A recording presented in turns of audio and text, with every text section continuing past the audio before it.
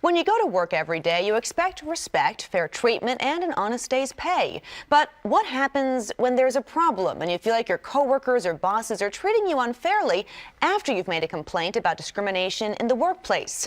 Here to talk about avoiding discrimination and retaliation in the workplace is Sidney Gold of Sidney L. Gold and Associates. Thank you for joining us. Good to be here. First off, let's go ahead and define discrimination. What exactly is discrimination in the workplace? Well, discrimination is a very broad term, and just to be simple about it, it's where you are a member of a protected class. For instance, female would be a protected class.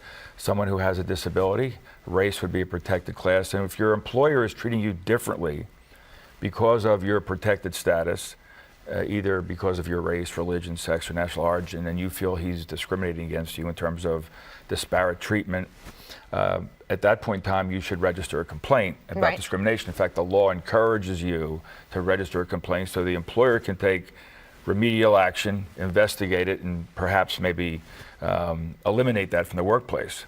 The problem we're seeing right now, though, is that as more and more employees step up to the plate and make a complaint of discrimination at the workplace or sexual harassment at the workplace, we're seeing more and more retribution being directed towards those employees.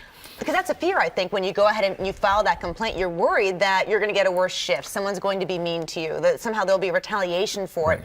Do you go back to the same person you first filed the complaint with? What do you do from that point? Well, technically you should. So in reality, the laws that prevent or the laws that make it illegal to retaliate against an employee, the primary purpose of those laws is to protect people who come forward and complain. Right. So most any employer that wants to engage in intimidating behavior towards an employee who registers a complaint, demotes them, terminates them, disciplines them, it has a chilling effect on the rest of the employees that work for there. So in essence, it eviscerates the laws that we have that protect people from discrimination. So at what point do you get a lawyer? When would somebody turn to you? What could you do for them? Yeah. If you're being frustrated at work and you've made complaints and you feel that now you're the victim of retaliation, that's the point in time you should get a lawyer, and that lawyer will either file a complaint of retaliation with the EEOC, contact your employer. Perhaps it can be worked out, perhaps it can't. Most people that come to our office, unfortunately, are usually terminated